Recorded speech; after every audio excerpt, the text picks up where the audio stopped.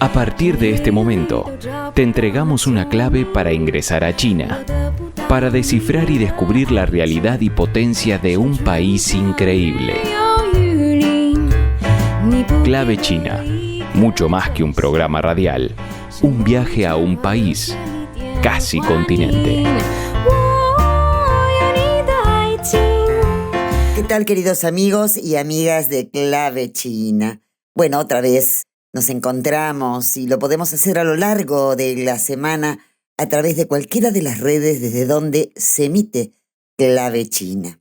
Bueno, justo 4 días después de que Donald Trump se reuniera con Xi Jinping en Beijing, lo hizo Vladimir Putin, quien presentó la visita bajo el título Abordar, esta era la idea, todas las crisis claves del mundo. Se habló de una agenda bilateral e internacional.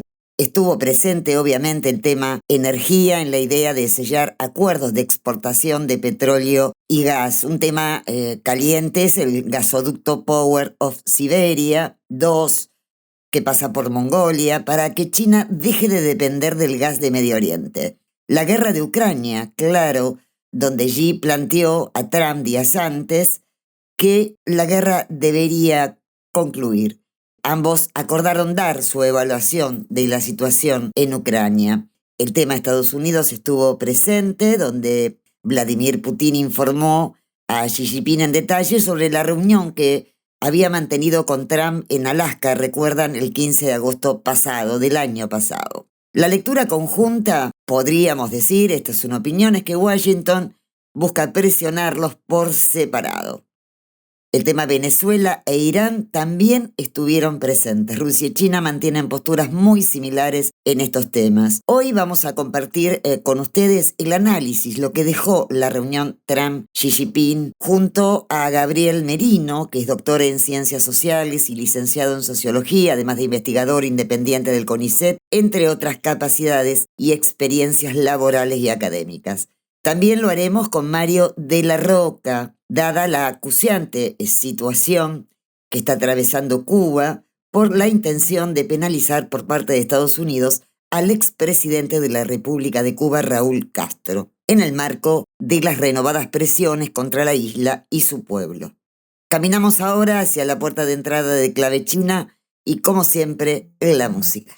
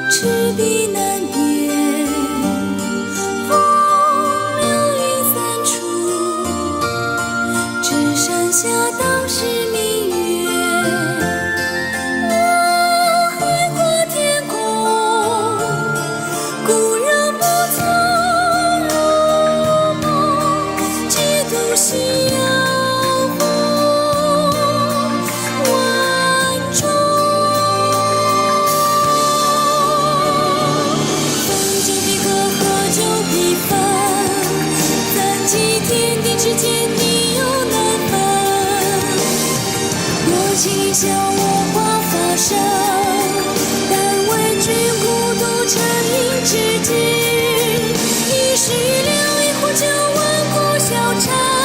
人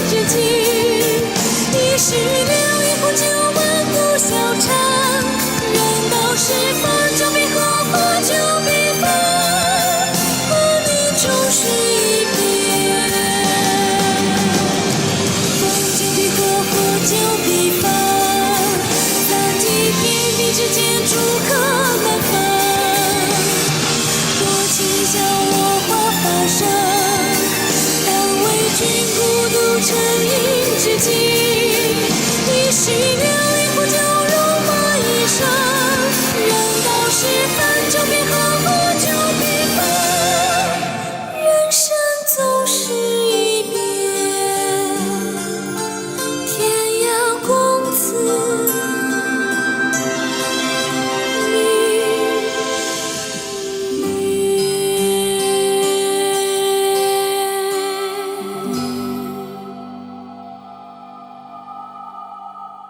Y China en clave de noticias, con lo más destacado de la semana en materia informativa del país asiático, en la voz de nuestro colega Enrique Gon, del Grupo de Medios de China. China en clave de noticias. Los principales títulos de la semana. Hola amigos de Clave China, ¿cómo están? Están escuchando China en clave de noticias. Les saluda Enrique Gon. El presidente de Rusia, Vladimir Putin, llegó a Beijing la noche del martes para realizar una visita de Estado a China de 2 días a invitación del presidente chino Xi Jinping. El presidente Xi celebró este miércoles una ceremonia en el Gran Palacio de Pueblo en Beijing para dar bienvenida a su homólogo ruso. Los dos líderes tuvieron una conversación a puerta cerrada, asistieron también a una ceremonia de firma de documentos de cooperación en Beijing. Ambos firmaron una declaración conjunta para seguir fortaleciendo la coordinación estratégica integral entre los dos países, además de profundizar la buena vecindad, la cooperación amistosa y promover un mundo multipolar y nuevas relaciones internacionales. Los dos mandatarios acordaron prorrogar el Tratado de Buena Vecindad y Cooperación Amistosa entre China y Rusia. Asimismo, Xi y Putin participaron de la ceremonia inaugural de los años de la educación China-Rusia. El presidente Xi afirmó que la iniciativa es una decisión estratégica para dar forma al futuro a largo plazo de las relaciones bilaterales. Subrayó que la educación es un puente que conecta los corazones de los pueblos. El presidente chino Xi Jinping y su homólogo pakistaní Asif Ali Zardari intercambiaron este jueves mensajes de felicitaciones por el 75 aniversario del establecimiento de relaciones diplomáticas entre los dos países. La reunión de ministros responsables de comercio del Foro de Cooperación Económica Asia-Pacífico APEC inició ese viernes en la ciudad de Suzhou, de la provincia oriental china de Jiangsu, en línea con el tema de Año de China de la APEC 2026, construir una comunidad Asia-Pacífico para prosperar juntos. La reunión de 2 días discutirá una serie de cuestiones prioritarias, incluyendo la integración económica regional, el apoyo a la Organización Mundial de Comercio, la cooperación digital y la economía verde. China, uno de los países con mayor biodiversidad del mundo, ha experimentado en los últimos años un crecimiento constante en las poblaciones silvestres de especies en peligro de extinción, informó este viernes la Administración Nacional de Silvicultura y Praderas.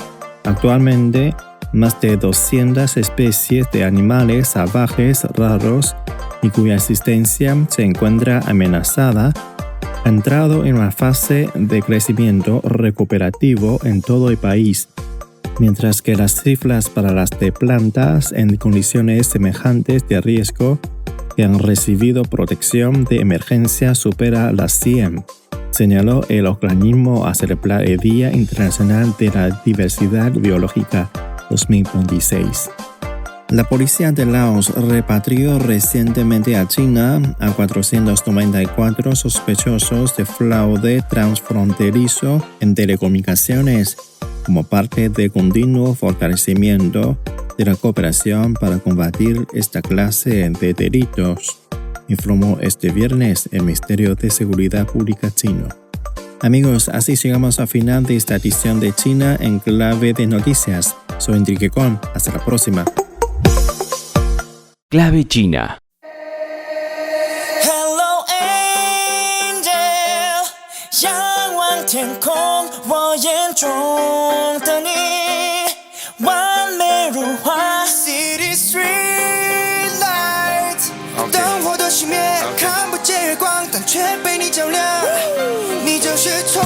我讲，那最耀眼的星光。望着你每晚都笑容满面，紧闭上眼却无法入眠。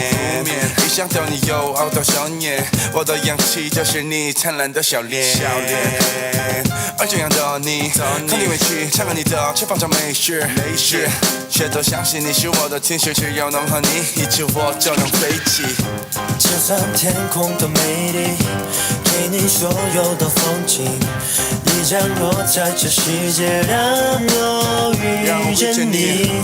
请放你在我身边，不让你飞回了天边，让我紧握住你，让我手上搂你，享受长久你。Hello angel， 仰望天空，我眼中的你，完美如花。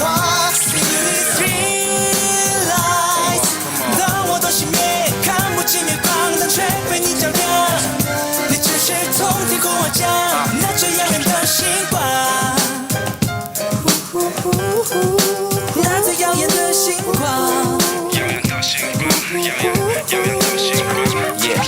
是谁简单简单，别开玩笑，故意取笑我有多漂亮。渴望像棉被一样温暖的抱紧我，从始至终一成不变留在我身后。I'll be 一直好想和你在一起，如能永远，我愿意为你付出所有。告诉我就是梦，不要醒来。I just wanna know 你的每天。就算天空多美丽，给你所有的风景，你降落在这世界，让我遇见你。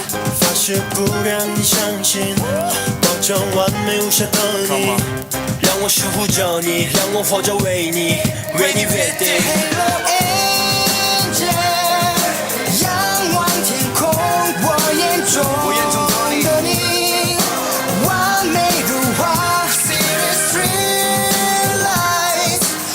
我都熄灭，看不见月光，但却被你照亮。你就是从天空而降，那最耀眼的星光。就算天国再多华丽的宝石，我眼里你更加绚丽的无法可比。不要远离我身边 ，Baby won't you stay？ 不管多久时间，我只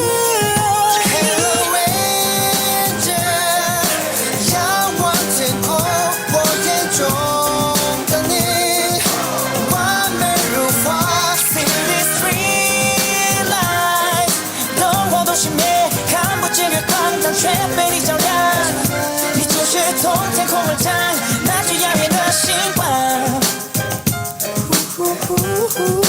那最耀眼的星光。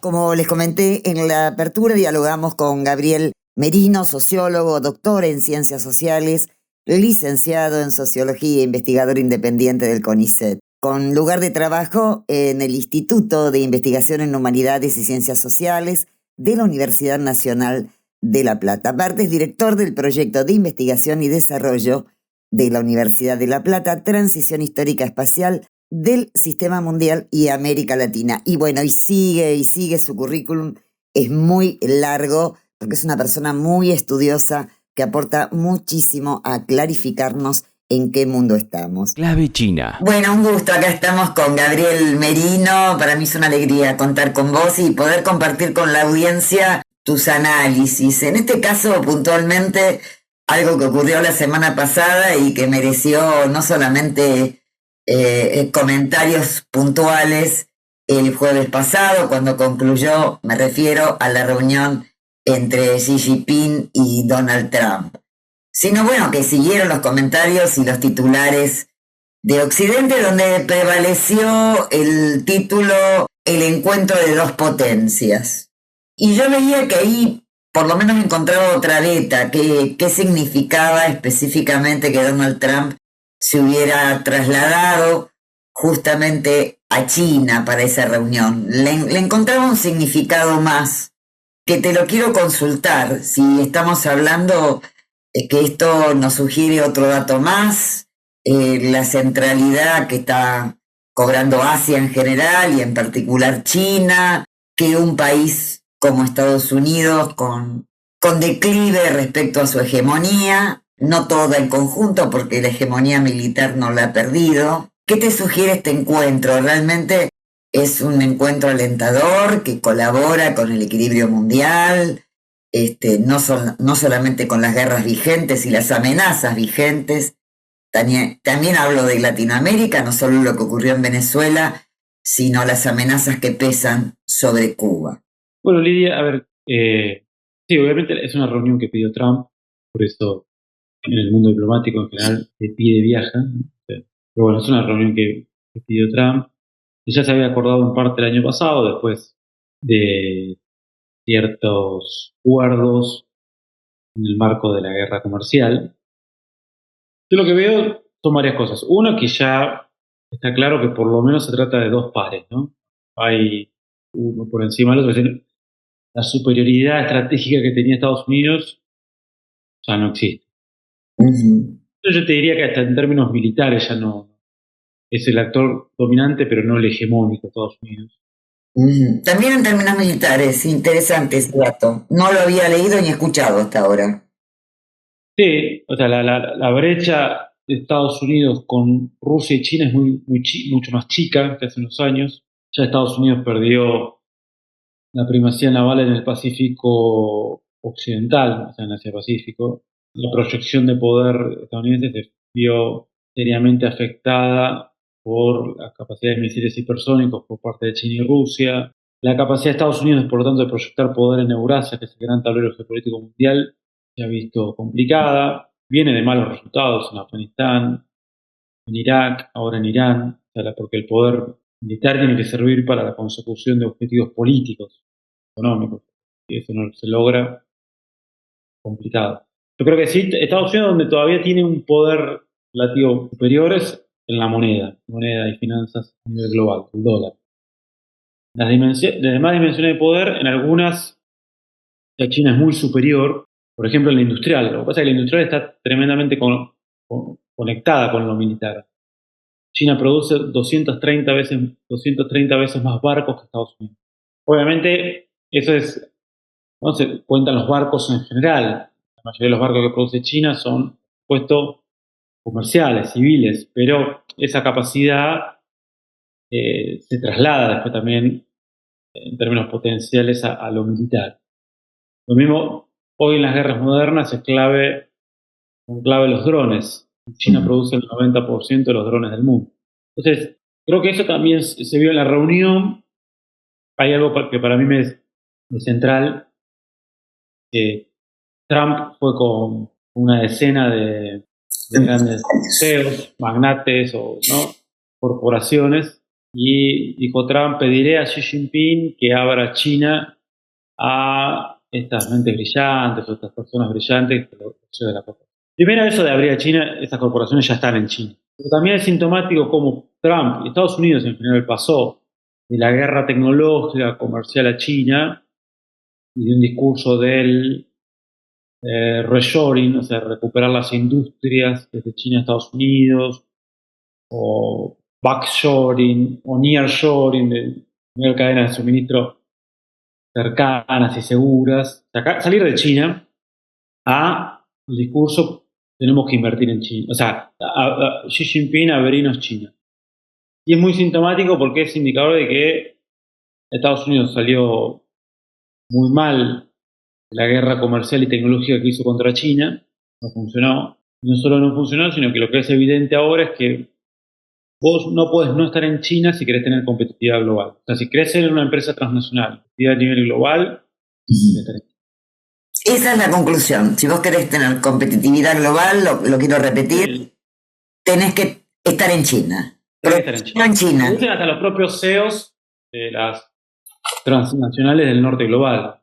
Aunque no seas competitivo dentro de China, porque la competencia dentro de China es feroz y le pasa a muchas empresas europeas que hacían pangote de plata hace unos años, como Volkswagen, y hoy en China, ¿no?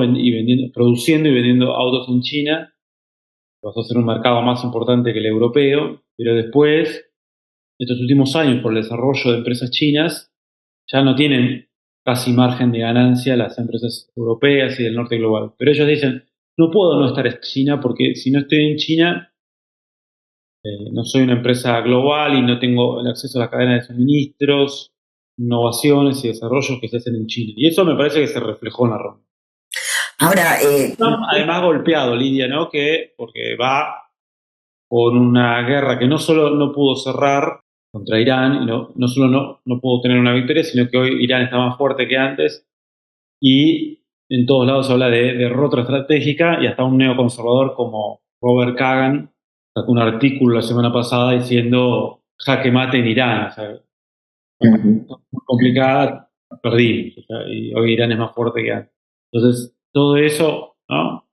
Creo que habla de una reunión donde se cristaliza una nueva correlación de fuerzas a nivel mundial en detrimento de Estados Unidos y que profundiza o marca muy bien esta tendencia que nosotros venimos investigando, analizando hace años, que es el declive relativo del occidente geopolítico de Estados Unidos y el ascenso relativo de China, Asia, del Pacífico, del Índico y algunos emergentes, ¿no?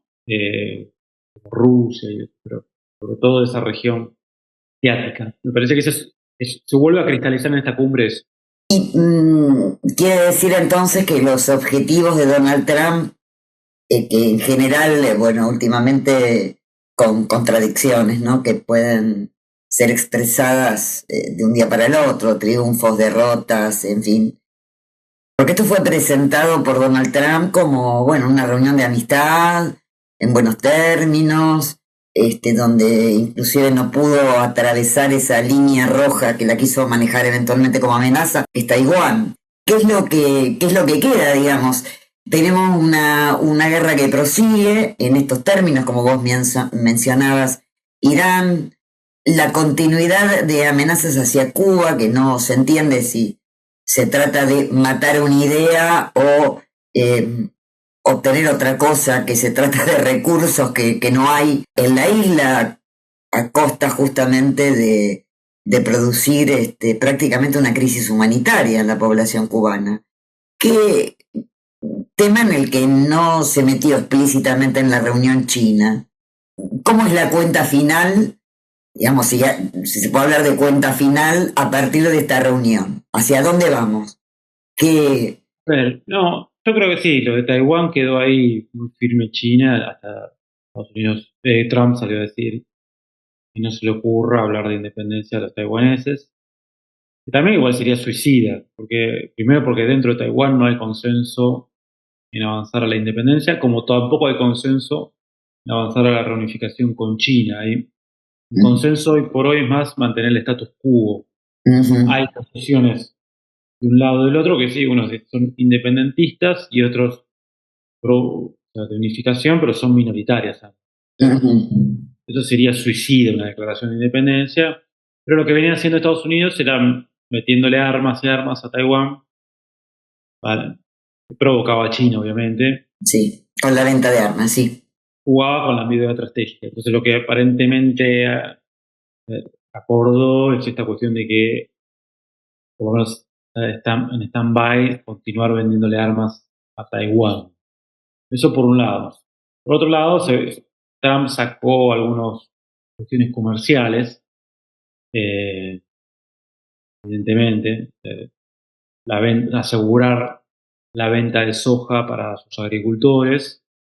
Siempre, ¿no?, se molestan con la guerra comercial, que cuando Trump le mete algún arancel o tiene un problema con China, la pagan los agricultores estadounidenses que le venden soja a China, porque China lo que hace es decir, bueno, no te compro soja entonces.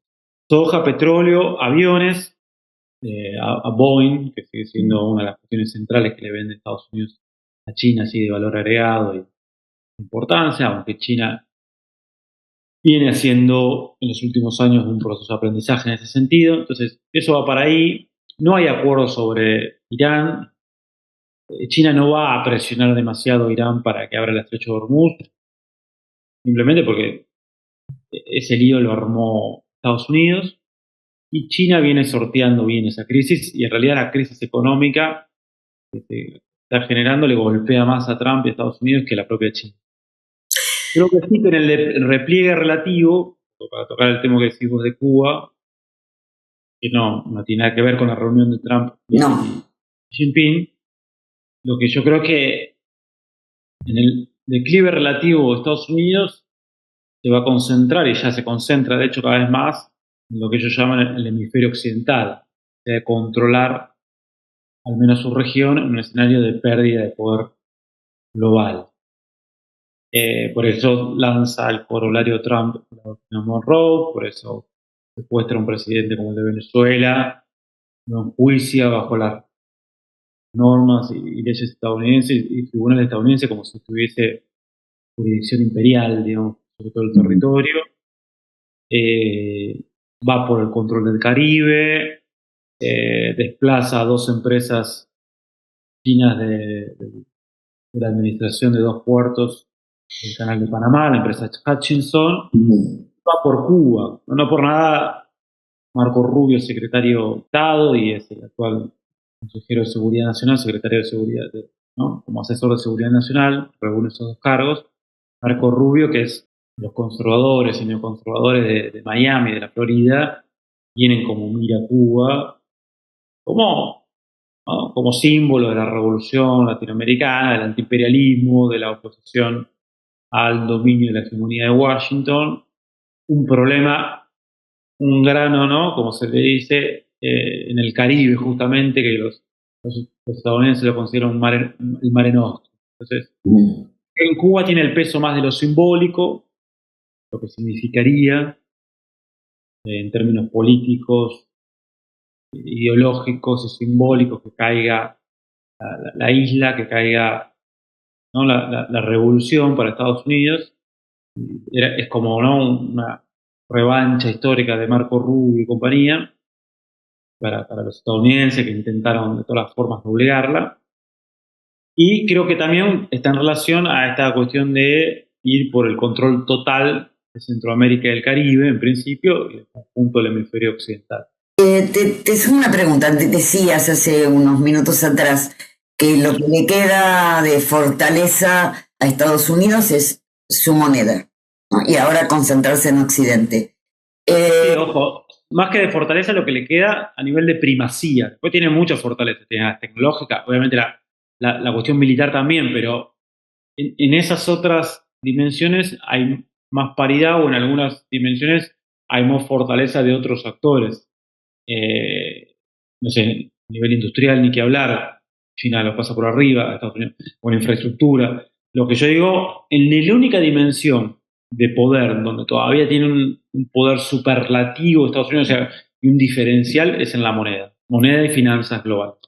Te pregunto, porque bueno, he leído, hemos escuchado que hay países, impulsado por China y otros países, que están comerciando con moneda local. Algunos lo interpretaron, a mi entender, exageradamente, que esto iba camino a suplantar el dólar a nivel internacional, que esto es algo que afecta a Estados Unidos. ¿Esto es así? ¿O todavía es algo incipiente? No, yo digo, es incipiente, pero lo que se están generando son las condiciones geopolíticas para un proceso de desdolarización. Todavía la moneda sigue siendo dominante, el dólar viene cayendo en las reservas mundiales, cayó mucho el dólar en las reservas, subió mucho el oro también, hay un tema de precios, subió mucho el precio del oro, las reservas se ponderó, pero además se viene comprando oro en lugar de dólares, eso se vio. En el comercio internacional viene creciendo muchísimo el yuan chino, pero de muy abajo. En el último tiempo duplicó su participación en el comercio mundial, pero viene de muy abajo, todavía es un porcentaje minoritario. Pero se empieza a dar, ya el comercio entre China y Rusia, el 90% es en rublos o en yuanes. Creo que la mitad del comercio de China, que es la principal potencia exportadora del mundo, se hace en yuanes ya.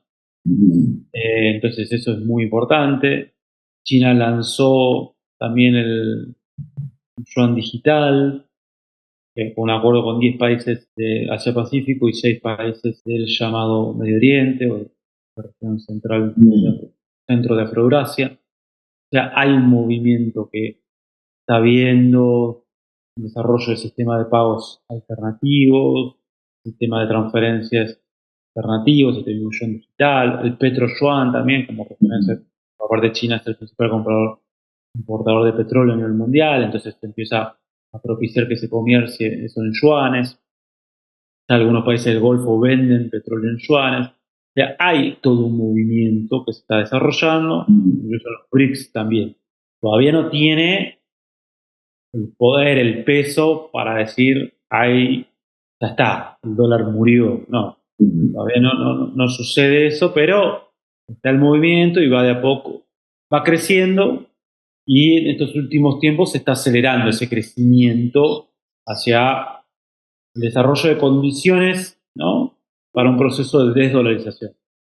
Gabriel, vos como analista, como estudioso, se produjo ya la reunión Trump-Xi Jinping. ¿En qué te detendrías? ¿En qué aspecto? No ya de la reunión, sino de esto que viene. ¿En qué fijarías tu atención? Lo primero, cómo se resuelve lo de Irán, la crisis de Hormuz, porque si el estrecho sigue así, vamos a un impacto en la economía global brutal.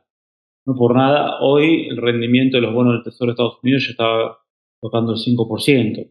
Eso porque advierten shock inflacionario, crecimiento de tasas, no solo estancamiento, sino una posible recesión. O sea, hay un problema ahí grave, más grave de lo que se cree, no es que es cualquier cosa. Se afectó el 20% del petróleo mundial, del gas mundial, los fertilizantes, qué pasa ahora con las cosechas, ¿no? No, las cosechas, perdón, la siembra. Ahí hay un tema a seguir, es un tema central. El otro tema, Lidia, que miraría es la reunión de hoy, de estos días, de Putin y Xi Jinping, que es la otra gran relación, asociación. Fíjate vos cómo se dio, que China pasó a comprar 40% más de petróleo ruso en estos meses que en iguales meses del año anterior. O sea, la crisis, mutuamente, cada vez que uno u otro tiene crisis, se ayudan, y cooperan, y esa asociación estratégica es fundamental, y es el gran problema para los Estados Unidos, que esos dos gigantes euroasiáticos vayan de la mano, cooperen, ¿no? Tengan su... Y para Europa. Claro, y también hay un triángulo con India muy importante, y una relación con Irán que se ha profundizado, tanto de China como de Rusia. Entonces, hay todo un entramado de poder con centralidad en Eurasia, alternativo al mundo unipolar y al occidente geopolítico, que sigue creciendo. Y las cumbres como esta, que son de Xi Jinping y Vladimir Putin, yo le presto siempre atención porque uno ve que sigue una agenda de estos gigantes que después se concretiza, además. Eso lo vería después. Y después América Latina. Yo creo que el problema nuestro en América Latina es que estas derrotas o estos malos resultados que obtiene Trump en el mundo pueden generar o generan, de hecho, que Estados Unidos se incline más al dominio de su patio trasero, que lo que decíamos antes. Entonces debería ver qué pasa en Cuba, ¿no?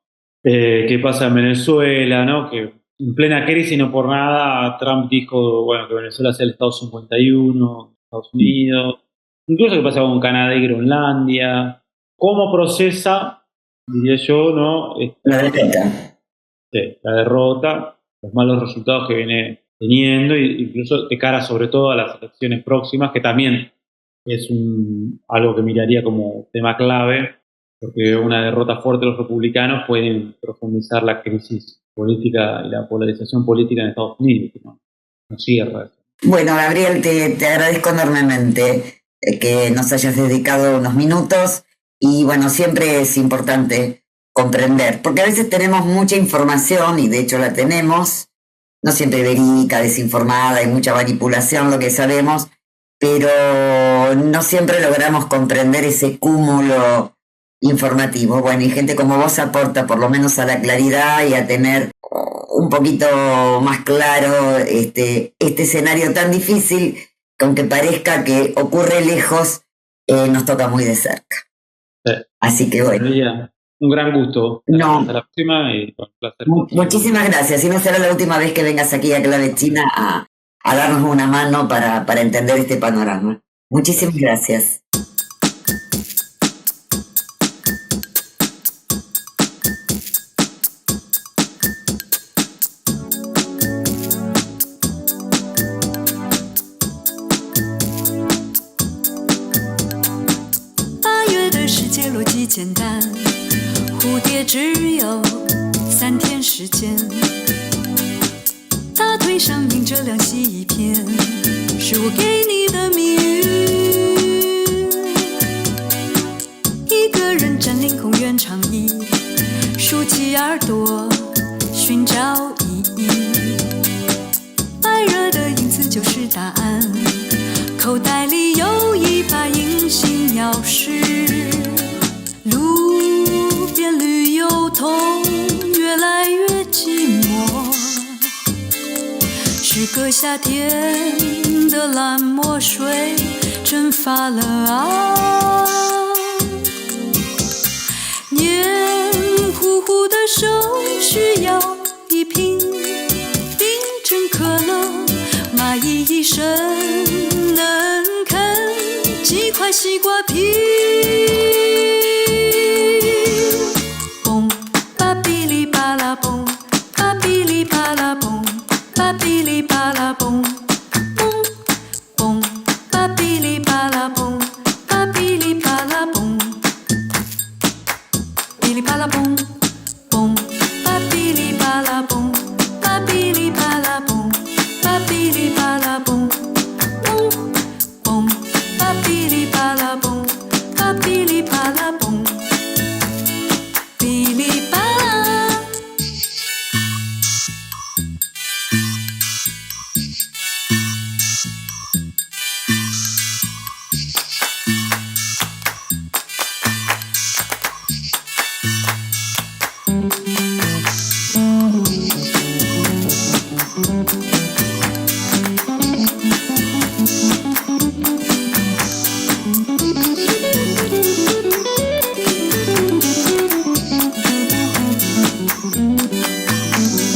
路边绿油桶越来越寂寞，是个夏天的蓝墨水蒸发了啊，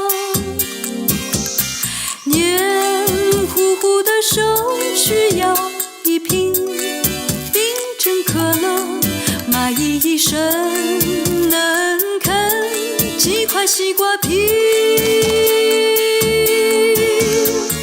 8月的世界逻辑简单，蝴蝶只有3天时间，大腿上印着两细一片，是我给你的谜语。一个人占领公园长椅，竖起耳朵寻找意义。白热的影子就是答案，口袋里有一把隐形钥匙。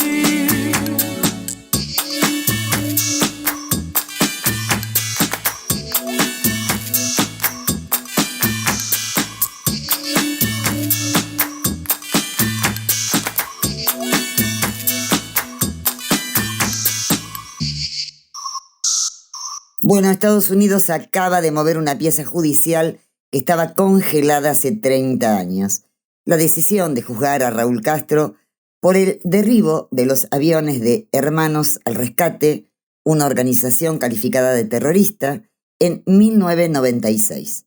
Esto no aparece en el vacío, llega semanas después de lo que ya conocemos, la captura de Maduro en pleno territorio venezolano y en plena escalada naval de Washington en el Caribe, además del superbloqueo impuesto a la isla para que ningún país del mundo pueda ingresar petróleo a Cuba. Para entender por qué ahora y qué busca realmente la Casa Blanca, hablamos con Mario de la Roca. Clave China. Bueno, un gusto tenerte aquí, Mario. Estamos con Mario de la Roca y que nos trae una información muy, pero muy sensible, que es una nueva amenaza. Ya la conocemos, ocurrió en el caso de Venezuela, pero ahora se trata de la intención de detener a Raúl Castro, de 94 años, por un hecho ocurrido hace 30 años.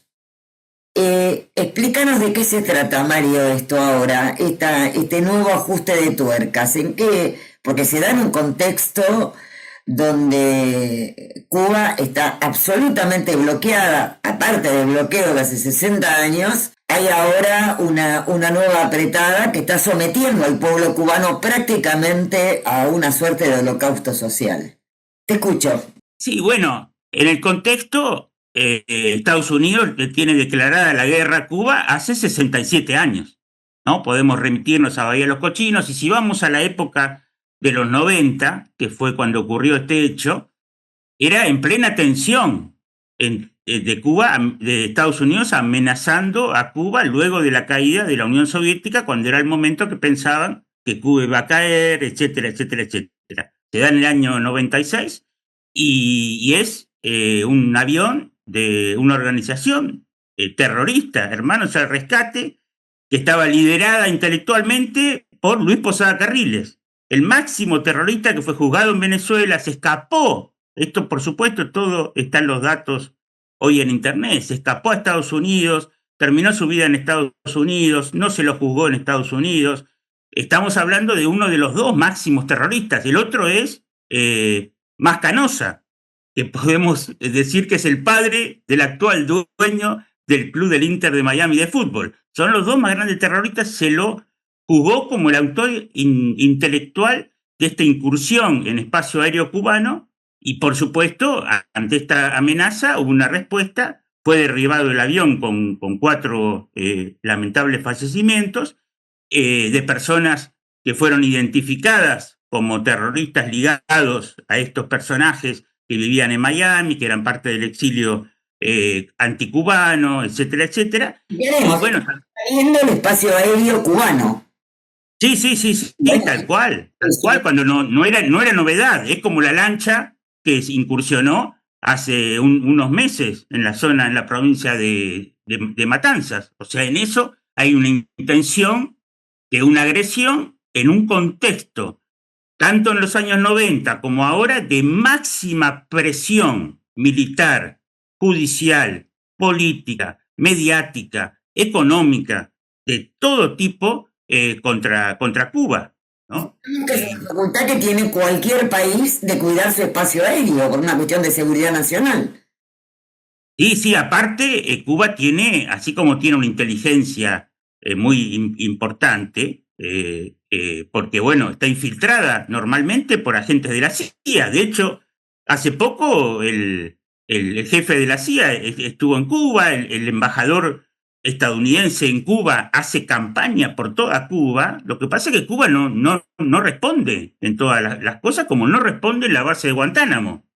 Cuba tiene una base la base de Guantánamo, una base estadounidense en su territorio, y no responden porque eso llevaría a una guerra, a un conflicto que a Cuba no le conviene. Cuba, su dirigencia, su pueblo quiere volver a la época de la administración Obama, cuando parecía que las relaciones se iban a vehiculizar de la mejor manera para convivir en términos de diferencias, etcétera, etcétera. Pero bueno, la administración Trump ha cambiado totalmente esas condiciones, que por supuesto también, si vamos a la misma época del derribo del avión en el año 96, es exactamente el año cuando la administración Clinton recrudeció absolutamente el bloqueo contra Cuba. Es el año de la ley Helms-Burton, que recrudeció, legisló y presionó a Cuba después de la caída de la Unión Soviética, cuando pensaron que Cuba se caía.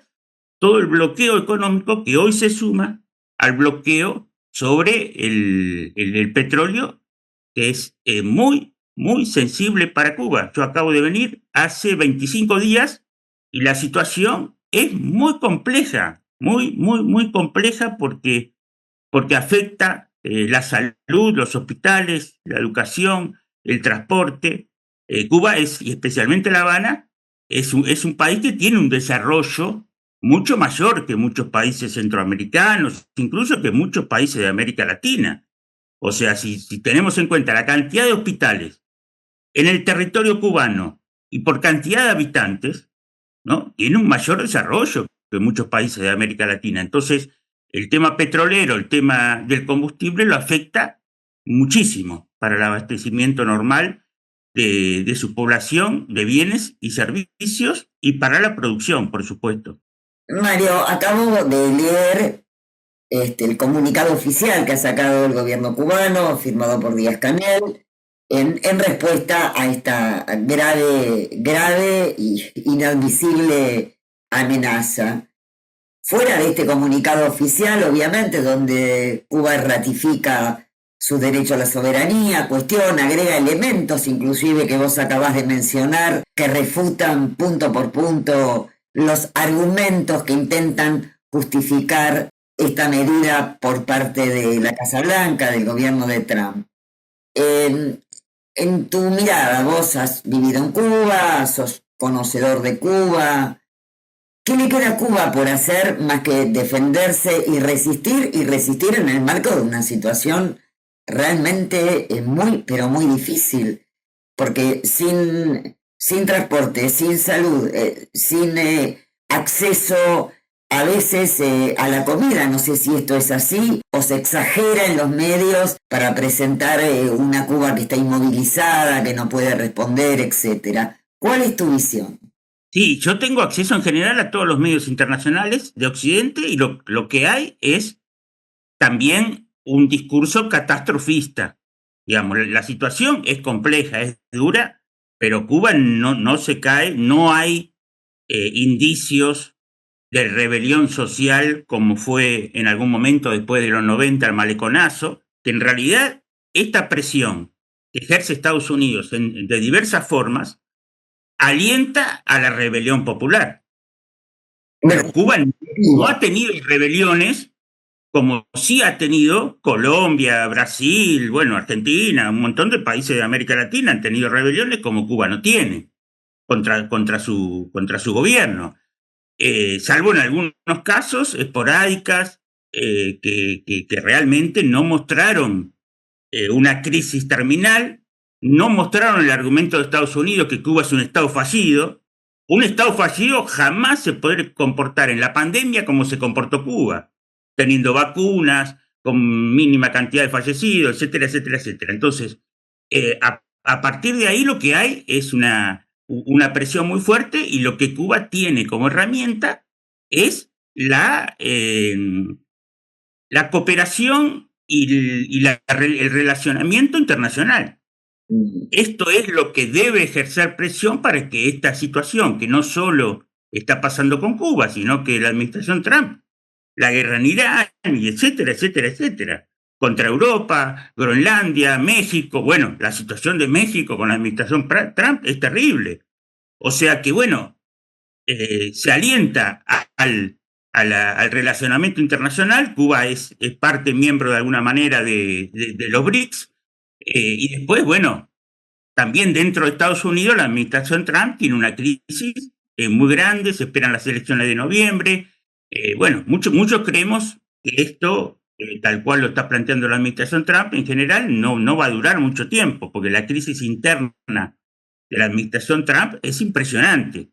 Entonces, y después lo que necesita Cuba es tratar de volver al nivel de ingreso que tenía antes de la pandemia, porque además del bloqueo, el bloqueo de antes, el bloqueo de ahora, se suma la crisis de ingresos que tiene Cuba, por la baja del turismo que nunca recuperó los números de antes de la pandemia, también de los servicios de salud. Estados Unidos lo combate en todo el mundo. Recientemente, si vemos las noticias, Jamaica retiró los médicos cubanos que estaban trabajando, así como no los retira muchos intendentes, muchos jefes de gobierno de estados y municipios en Italia, por ejemplo.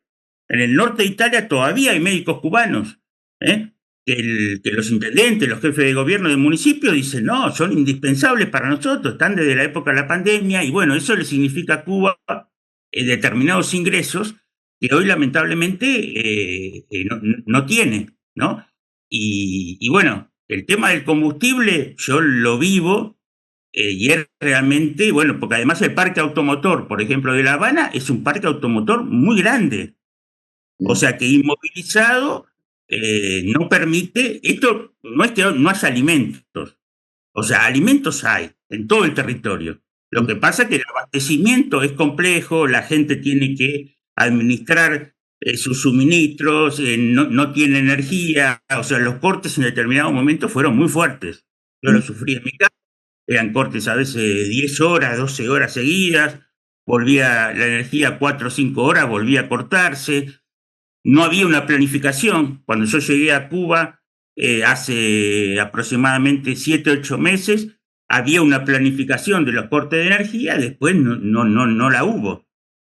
O sea que eso hace mucho más compleja la vida cotidiana de los cubanos, que aparte es una sociedad que tiene múltiples actividades, la mayoría de las personas, tiene actividades culturales, educativas,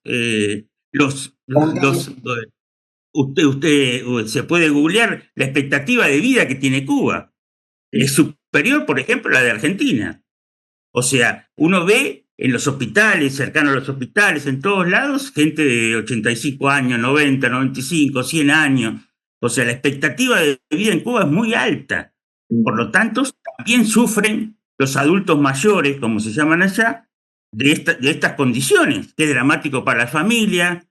Allá no se ponen a los viejos en un geriátrico, están en las casas, no hay geriátricos.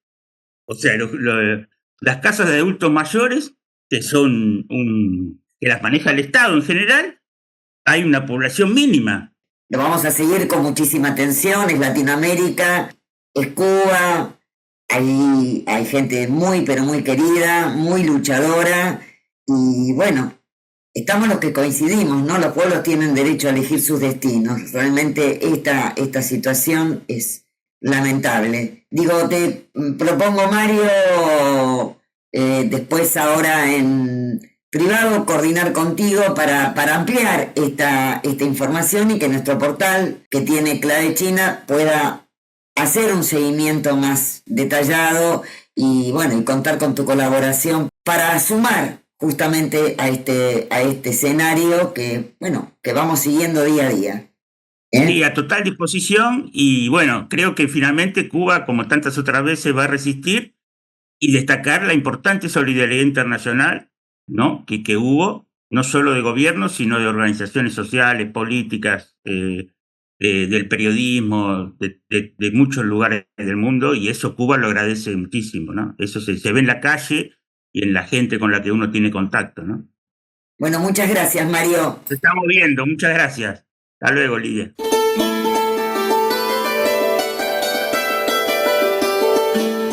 Clave China, una llave para abrir y descubrir el fascinante mundo que nos ofrece China en todas sus dimensiones.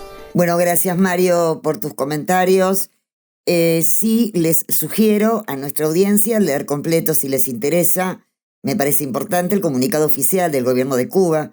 Pueden acceder a este texto en nuestro portal Clave China Noticias. Y quiero agregar que tanto China como Rusia hicieron un llamado a que Estados Unidos frene la campaña de presión contra Cuba, después que Washington imputara al expresidente Raúl Castro por asesinato en una maniobra más por atacar a la isla, su soberanía y con argumentos infundados.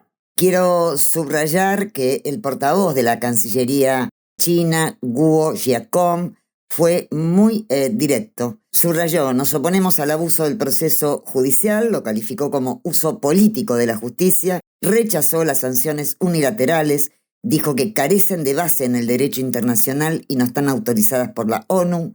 Hizo una petición a Estados Unidos, que es la de dejar de amenazar a Cuba con el uso de la fuerza y dejar de usar el garrote de las sanciones y el garrote judicial. Respaldo explícito de China. Dijo: China apoya firmemente a Cuba en la salvaguarda de la soberanía nacional, la dignidad nacional, y se opone a la injerencia externa. En tanto, Rusia usó dos voceros para el mismo mensaje. Lo hizo el embajador en La Habana, Víctor Coronelli, quien sostuvo que los cargos son parte de la estrategia de Washington para aumentar la presión sobre la isla y crear nuevos motivos de tensión. A su vez, también lo hizo la canciller, la portavoz de Cancillería, María Zaharova, quien denunció las sanciones y el bloqueo estadounidense contra Cuba y reafirmó el apoyo de Moscú al gobierno cubano. Esto me parece importante, se da en el contexto mientras transcurría la reunión entre Vladimir Putin y Xi Jinping en Beijing. Bueno, nos despedimos hasta el domingo que viene en la esperanza de tener mejores noticias. Nos seguimos viendo. Hasta pronto y que terminen muy bien el fin de semana.